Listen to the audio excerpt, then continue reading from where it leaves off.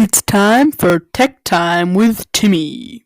Hello, welcome to Tech Time with Timmy. In this episode, Timmy's going to be talking about Google Photos. So Google Photos is a cool cloud storage service to store your photos by Google. And so on most Android phones, the app's already there and it's already backing up to your Google account. And if it's not, you can just download it from the Google Play Store really easily.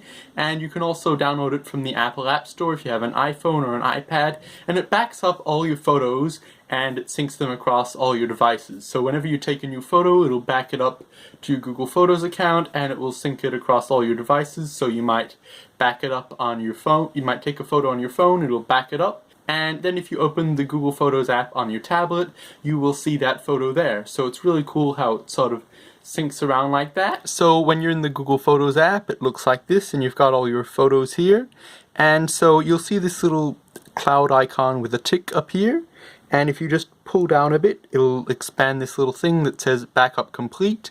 And if it has some photos that aren't backed up, it'll just back them up and there'll be a little progress bar that says backing up 1 of 7 or something like that. So it'll be backing up your photos and then it'll finish backing up your photos. And it says free up 4.82 gigabytes from your device, but Timmy will get to that a bit later.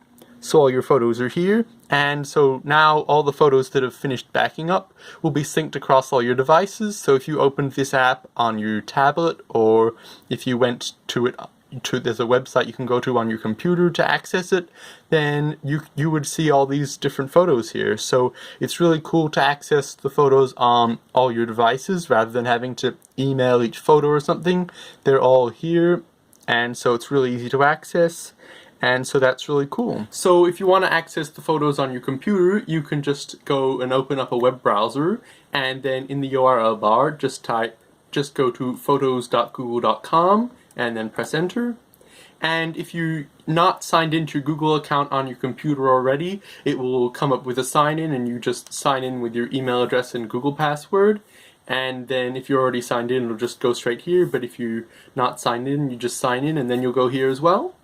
So once you sign in, then here's all your photos. So all your photos that backed up from your phone or tablet or any other device will all be here. So you can click on them and open them if you want and view them all.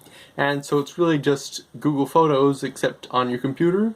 So you can access everything like that. You can download some of these if you wanted them saved on your computer. So it's just a really easily synced across all your devices. And so it means you can access them on your computer or on your tablet or on your phone.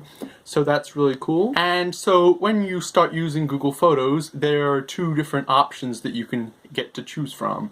So one of the option, which is usually the one that comes set on automatically, and it's the one that most people choose, is to have unlimited photos in great quality. So the photos that back up won't be the full quality picture that you took, but it will actually be a very great quality that unless you're really examining the photo, you probably couldn't tell much of a difference. So it's still really great quality, and that gives you unlimited. So you can just upload as many photos as you want, and it doesn't matter, you don't have to pay or anything. It will just keep going and uploading as many photos, all unlimited and free. And so the other option that you can choose if you want is the original quality. So the photos will be their full resolution, that's the same resolution as what you took them in, and that just means that it will also take up space on your Google Drive. So there's a certain amount of space you can use in Google Drive for your Google account, and if that is exceeded, then you can either pay more or don't add any more stuff to there. So that can be annoying, but if you want to have the real full quality, you can choose that option, and it's reasonable if you want to just pay for 100 gigabytes of Google Drive storage or something. Then you've got a lot of space to store your photos if you want them in that full quality.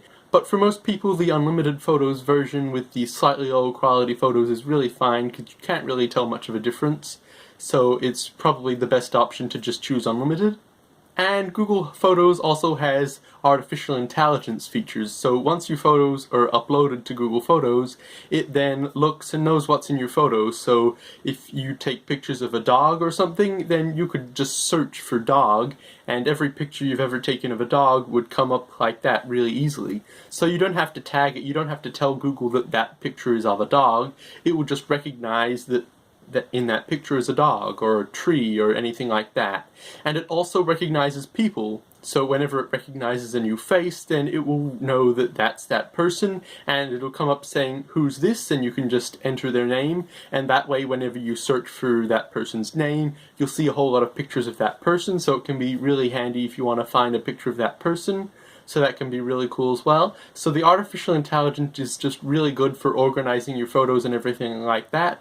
So that's really cool. So when all the photos are backed up, it has really cool artificial intelligence features. So you see there's a search bar here that says search Halloween. That's just a suggestion it's giving you.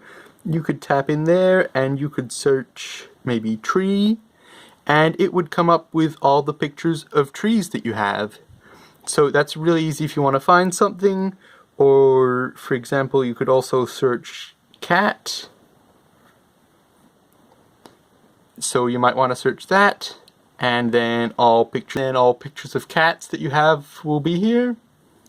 Or maybe if you wanted your certain cat, because it can also recognize pets. So if you have a pet cat named whatever it's named, you can just type in the pet's name. So then once you search its name, then there'll be all the pictures of that specific pet, so that's really cool as well. So it's just really cool artificial intelligence that lets you really easily find all your photos, so you don't have to go scrolling and rummaging and thinking about when it might have been. Of course, you can also search dates and stuff like that, or a place, so you could search a place that you took photos and it'll bring up all your photos from that place. So there's really cool things with the search. And you can also go across to albums, and you can create your own albums if you want, but if you go up here to people and pets, you'll see all the different people that it recognizes. And if you took a picture of a new person that that Google Photos has never seen before, it would come up with a box with their face, and it would say, who's this? And you can just tap on it and type in their name so that it gets it all right. But then once you've done that, you can just tap on whatever person you want and you'll see it. You see all photos of them or any pets. So it's really cool to be able to find pictures of certain people. So that's really cool as well. And as you scroll across here under albums, you go past places and things. So if you tap on things, there's a whole lot of things that it happens to recognize. So there's cats, cars, Christmas, birds, bridges, surfing, all that kind of stuff. So if you ever want to see pictures of something, you can tap on it here, or you can search that thing as well. So it's really cool artificial intelligence that just lets you so easily find what you're looking for. So that's really cool as well. And the photos can really easily be shared with other people. So if you have someone who you want to share some of your photos with, you could do it via email or something like that, but then you have to spend all that time separately uploading it to email and everything, and it takes a while, and if your internet's slow, that can be really annoying. But with Google Photos, you can just select the photos you want and type in their email address or name, and then it will just share it to them, and you don't have to upload it again because it's already on Google Photos, so it just gives them instant access. So it's really a much quicker, easier way to share photos, and it's a really good way to share photos, so that's really cool as well. So if you wanted to share this picture with someone, rather than having to upload it to Google Drive or send it via email or something, you can just really easily share it. So you can tap on this share icon here. It looks like that. Just tap on that. And it will come up with all the usual sharing options that you might find on your phone, like SMS messages and stuff. But what you can also do is just type name, phone number, or email. So you can just type whoever you want. And so as you start typing their email address, it might find it in your contacts, or if you type their name or anything like that. And if they're not in your contacts, you can just type their entire email address, and you'll find them in this list down here. So just tap on them. And you can add a message if you want, but if you don't want to do that, you can just tap send, and it says sending down there, and it'll say sending for a few seconds. And so now it's sent, so they'll receive an email telling them about that, and they can really easily go and view it and everything like that. And it can also free up space on your phone or tablet. So if you take a whole lot of photos and you have way too many photos on your device, and you might want to get rid of them, then you can you'll see here that's what this is about, free up 4.8284 gigabytes.